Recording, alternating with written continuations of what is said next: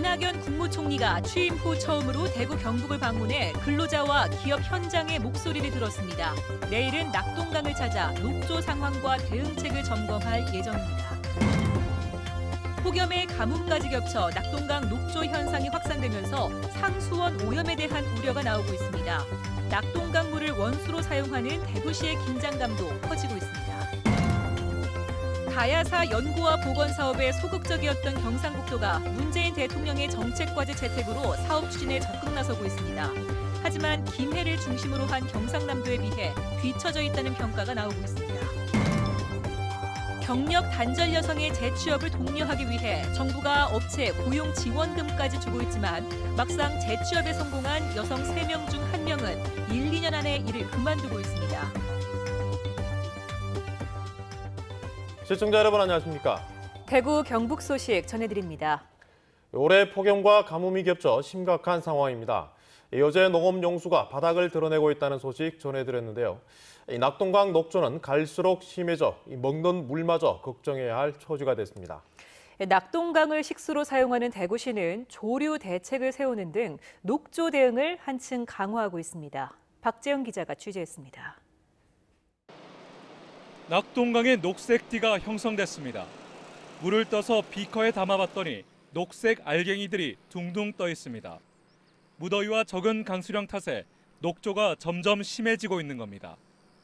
강정고령부의 남조류 개체수는 5월과 6월 들어 급증하면서 처음으로 경계 단계가 발령됐고 그 이후 계속 유지되고 있습니다. 낙동강 물을 원수로 쓰는 대구시는 비상이 걸렸습니다.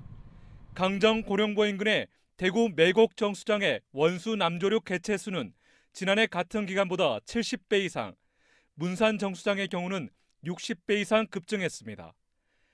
대구시는 취수장에서 남조류를 2차례 걸러내는 등 고도 정수 처리 시설을 가동하는 만큼 수돗물 안전에는 문제가 없다고 밝혔습니다. 조연소음 공정을 거치면은 이게 산화력이 굉장히 강해서 거의 조류거의 대부분이 다 삶에 제거가 돼요. 그리고 혹시 남아있는 제거되지 않은 것 같은 경우는 저희가 요가 과정이 있어요, 또. 궁극적으로는 치수원을 옮기는 등 식수로 사용하는 낙동강 원수의 수질을 향상시켜야 한다는 지적도 있습니다. 100% 오염물질을 다 제거한다는 것은 불가능하거든요. 따라서 수돗물을 공급할 때는 원수의 수질을 깨끗하게 유지하는 게 중요합니다. 대구시는 원정수 모니터링과 정수 검사를 강화하고 있지만 갈수록 심해지는 녹조 현상 탓에 수돗물 안전에 대한 우려는 해마다 반복되고 있습니다. MBC 뉴스 박재영입니다. 이낙연 국무총리가 취임 후 처음으로 지역을 방문했습니다. 경산에서 일자리 창출 사업을 돌아보고 경북의 일자리 정책에도 관심을 보였는데요. 새 정부 최대 현안인 추경 통과도 강조했습니다. 김은혜 기자입니다. 이낙연 국무총리가 취임 후 처음으로 경북 지역을 찾았습니다. 이 총리는 경산 산업단지 내에 있는 일가 양득 고용문화 모범기업체를 찾아 젊은 직원들과 대화를 나눴고 고용노동부와 한국노총 경북본부가 경산 등 경북 지역 2곳에 운영 중인 하나 HRD 센터 내 잡카페도 찾았습니다. 지역 산업 맞춤형 일자리 창출과 산업단지 활성화를 위해 각계 관계자와 함께한 간담회에서 이 총리는 경상북도에서 추진하고 있는 공공부문 주 4일제 근무와 도시청년 농촌 파견제 등에 관심을 나타냈습니다. 경북형의 일자리의 실험들이 하나씩 성공하고 정착하고 그래서 전국의 모델이 되기를 바라마지 않습니다. 또 새 정부가 최대 국정과제로 꼽고 있는 일자리 창출을 위해 추경 국회 통과에 공감대를 가져줄 것을 강조했습니다. 48% 이상은 지방으로 가게 돼 있습니다.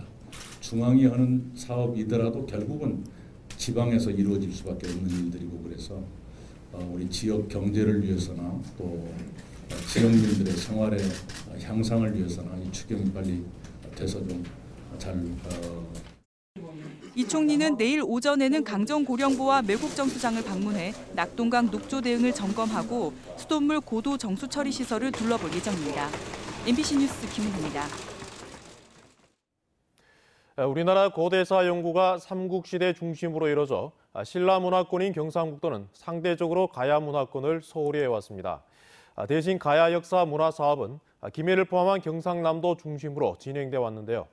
문재인 대통령의 지시에 따라 경상북도도 뒤늦게 가야사 연구 복원 사업에 나섰습니다. 한태현 기자가 보도합니다. 경상북도의 가야사 연구 복원 사업은 가야 고분군 유네스코 세계유산 등재 추진과 고분군 정비, 가야국 역사루트 재현 사업 세 가지입니다. 내년까지 국비를 포함해 700여억 원의 사업비를 투입할 예정입니다. 지난 2009년부터 시작한 가야국 역사루트 재현 사업에 696억 원이 투입되는 만큼 사업 하나만 추진해왔다고 해도 과언이 아닙니다. 반면에 경상남도는 자체 발굴 사업 27개를 비롯해 김해시 가야 역사 문화도시 지정 육성 사업 등 모두 33개 사업을 추진하고 있습니다. 예산도 경북의 5배가 넘는 3,800억 원이 투입됩니다. 고령군에서는 지금 대가야 역사에 대한 이런 문화적 가치를 지금 적은 예산으로도 충분히 그동안의 노력을 많이 했습니다만은 경상북도는 지금껏 수동적이지 않았나 이런 생각이 들고요. 이런 가운데 문재인 대통령의 가야사 연구 복원 사업 지시로 경상북도가 바빠지기 시작했습니다. 사유지로 남아있는 가야 고분군을 매입 발굴하는 한편 정부와 TF팀을 구성해 대응하는 등 뒤늦게나마 사업 구상에 들어갔습니다. 일선 시군과 협력을 해서 1차적으로 가안이 25개 사업에 7,500 규모로 확정되었습니다. 이 안을 역사학자나 전문가들의 자문을 받아서 최종 확정되면은 강의역 시도와 협치를 해서 그동안 가야사 연구와 복원 사업을 소홀히 해왔던 경상북도가 대통령의 말 한마디로 의지를 갖고 사업을 주도적으로 이끌어갈지 주목됩니다. MBC 뉴스 한태현입니다. 오늘 대가야 궁성지터를 확인하러 고령을 방문한 나선화 문화재청장은 가야 궁성지 긴급 발굴비를 지원하고 추가 발굴비도 예산에 반영할 것을 약속했습니다. 나 청장은 또 경상북도를 비롯해 7개 자치단체가 추진 중인 가야 고분군 세계유산 등재 추진에도 예산을 지원하겠다고 밝혔습니다. 나 청장은 당초 일정에 없었던 지산동 고분군과 주산성 등 대가야 유적지를 둘러보며 높은 관심을 보였습니다. 경력 단절 여성, 이른바 경단녀의 재취업을 늘리기 위해서 정부가 경단녀를 채용하는 업체에 고용 지원금까지 주고 있습니다. 그러나 막상 재취업에 성공한 여성 3명 중에 1명은 1, 2년 안에 일을 그만두는 것으로 조사됐습니다. 권윤수 기자가 취재했습니다. 많은 직장 여성들이 결혼과 출산, 육아로 경력 단절을 경험하고 있고 재취업도 어렵습니다. 그래서 정부는 여성 재취업을 늘리기 위해 경단녀를 6개월 이상 고용하는 업체에 240만 원의 고용 지원금을, 근로자에게는 60만 원의 지원금을 주고 있습니다. 그러나 재취업에 성공한 여성 3명 중 1명은 1, 2년 안에 직장을 다시 그만둔 것으로 나타났습니다. 대구 여성가족재단이 경단녀 고용업체 300곳을 대상으로 조사했더니 1년여 만에 재취업 여성이 그만뒀다고 답한 기업이 31.7%나 됐습니다. 경단녀들은 어렵게 재취업에 성공했지만 근로 환경이 너무 열악해 고용 지원금이 나오는 시기까지만 버티다 관뒀다는 경우가 많았습니다. 아가씨 때 미스 때 격리하시다가 결혼하시게 되면 경력이 있어도 격리 가기가 어렵습니다. 사무직은 40이 넘으면 안 받으시려고 그러니까 이제 생소한 생산직을 가게 되거든요. 제조 쪽으로. 실제로 지난해 대구 여성 새로 일하기 센터를 통해 재취업한 여성 가운데 절반 정도가 제조업에 취업한 것으로 조사됐습니다. 경단녀 고용 기업들 중 82%는 고용한 여성이 만족스럽다고 답하면서도 90% 이상은 정부 지원금이 여성 고용 유지에 도움이 된다고 답했습니다. 또 절반 이상이 여성 고용 유지를 위해 정부 지원을 더 늘려야 한다고 요구했습니다. 재취업 여성들이 힘든 근로 환경 때문에 떠나고 있는데 기업들은 근로 환경 개선보다 정부 지원금을 더 바라고 있는 것입니다. 사실 금전적인 지원은 한계가 있거든요. 그래서 장기적인 측면에서는 이제 다양한 인센티브 방안들을 이제 마련을 해야 될 것이라고 생각합니다. 여성 재취업에 대한 보다 근본적인 이해와 대책 마련이 시급합니다. MBC 뉴스 권윤수입니다. 경북 울진과 충남 서산을 2시간대로 잇는 사업이 본격 추진됩니다. 지난 대선에서 문재인 대통령 공약에 포함돼 일단 첫 단추는 잘 끼었지만 타당성 조사 등 넘어야 할 산이 많습니다. 홍석준 기자입니다. 문재인 대통령은 지난 대선 당시 동서횡단철도 사업을 공약으로 채택했습니다. 울진까지 연결되는 충북권 동서횡단철도 국회에 토론해서 제가 약속드리고 또 제 공약집에 넣어놨습니다. 총 연장 330km, 충남 서해안과 경북 동해안을 연결하는 한반도 남쪽 세 번째 횡단철도가 마침내 가시화되기 시작한 겁니다. 상당한 의미가 있다고 보고요. 특히 이제 서해안에서 동해안을 연결해서 고속으로 이렇게 연결하면은 중부 내륙에 특히 이제 경북 북부 지방으로 봐서는 정말 좋은 기회가 된다고 봅니다. 횡단철도가 지나는 충남, 충북과 경북 12개 시군 단체장들이 한자리에 모였습니다. 대통령 공약에 포함된 여세를 몰아서 내년에는 타당성 조사가 시작되도록 정부를 함께 압박하기로 의견을 모았습니다. 예산안 심의가 시작되는 9월에는 국회에서 포럼을 열어 재차 공론화에 나섭니다. 이 과제가 정말 그 대통령의 100대 과제 속에 들어가서 꼭 이 사업이 실현될 수 있도록 하기 위한 힘을 모으는. 현재 동서횡단철도 추진의 가장 큰 장애물은 물동량 등 부족한 경제성으로 모아집니다. 지난해 발표된 장기 철도망 계획에 전체 구간 중 절반만 반영된 것도 이 때문입니다. 교통 수요가 있어야지만 시설을 주는 게 아니라 시설을 투자함으로써 교통 수요를 유발하고 창출할 수 있는 방향으로 한번 고민을 해야 되고, 청와대의 사업 의지는 확인이 된 만큼 사업 타당성을 꼼꼼히 따지는 예산 당국을 어떻게 설득하느냐가 동서횡단철도 시작의 두 번째 분수령이 될 전망입니다. MBC 뉴스 홍석준입니다. 불볕더위가 이어지면서 지역에도 온열 질환자가 속출하고 있습니다. 경상북도는 어제까지 열탈진 4명, 열사병 1명 등 온열 질환자가 5명 발생해 병원 치료를 받고 모두 퇴원했다고 밝혔습니다. 10대가 1명, 50대 3명, 60대 1명으로 논밭과 공사 작업장, 길가 등 실외 발병이 4명, 비닐하우스 등 실내 발병이 1명이었습니다. 질병관리본부는 실내에 있더라도 수시로 수분을 섭취하고 야외에 나갈 때는 한낮 시간을 피하라고 권고했습니다. 앞서 낙동강의 심각한 녹조 상황 전해드렸는데요.